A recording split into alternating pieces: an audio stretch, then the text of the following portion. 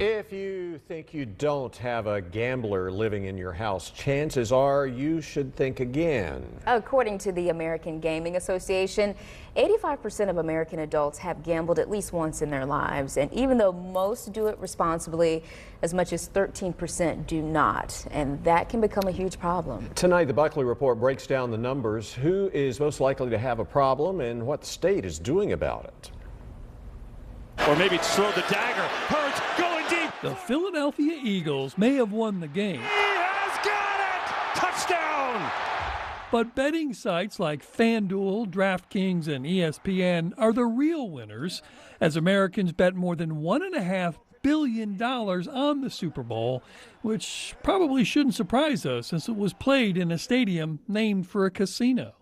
This explosion of legal sports gambling is fueled by people like Saul Malik. Been addicted to sports gambling since 2017. Within the first 5 or 6 months, I recognized that I felt uneasy when I wasn't gambling. The National Council on Problem Gambling says about 2.5 million American adults have a gambling problem. That's about 1%. But about 8 million more have what they consider mild or moderate problems. A gambling habit can start small. Which is why every time you see one of those betting site ads, it ends with a number to call if you or someone you know has a problem.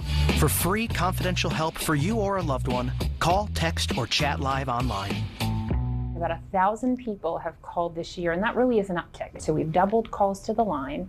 Chat and text, we're over 2,000 people chatting and texting, so that's a huge increase as well. So this is our website, morethanagame.nc.gov. Kelly Crosby is with the North Carolina Department of Health and Human Services, which oversees the state's problem gambling program. Right at the top, you have a chat function, a call function, and a text function that you can get help. It's a very person-centered approach. They're going to say, hey, who are you? It's anonymous. You don't have to give any information or tell folks your name or anything, but they're there to listen and say, hey, what are you calling for today? How can I help you? And depending on what the person is calling for, they can go down any avenue. It's got to be challenging for the person who is trying to help because you can't compel someone. That's very right. We're kind of used to that in our field, right? And so we say phrases that you've probably heard before, Bob, about meeting people where they are, and we all go through stages of change. And so I just celebrate that someone reached out.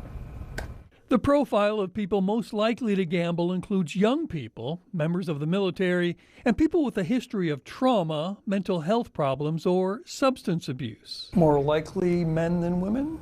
We do see a higher prevalence right now in men, but again, we can't exactly say why, right? So they might be just potentially just exposed to more opportunities to gamble. That lack of deep knowledge on the problem is why East Carolina University created the Gambling Research and Policy Initiative. What we're trying to do is reduce the impact of that because it impacts family members, it impacts the individual.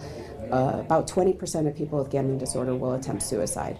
It is on college campuses where some researchers say the problem is particularly acute. About 2/3 of college students who live on campus are actually betting on sports now, and most of them are either not of legal age to do so. And the Nevada Council on Problem Gambling believes as many as 1 in 5 college students are using their financial aid to fund their bets. We do have specialized resources. Kelly Crosby says the state isn't looking to eliminate gambling, but she encourages people to look at it as part of a limited entertainment budget. If you want to bet, fine. Then just like you'd set aside money to go see a movie and go out to dinner, right? That's money spent. Don't imagine and don't assume that you have to get a return on it. If you lose the money, don't go right away and try to chase the loss, right? Recognize that sports betting is about luck, not skill. That, she says, is a sure bet. Bob Buckley, Fox 8 News. The NCAA anticipates people will bet twice as much money next month on the men's and women's basketball tournaments than we just saw with the Super Bowl. And remember, in North Carolina, you owe money on your winnings, and that's not offset by what you lose. So if you win $1,000 gambling, then lose $1,000 to end up breaking even, the state still taxes that $1,000 in winnings at 5.25%.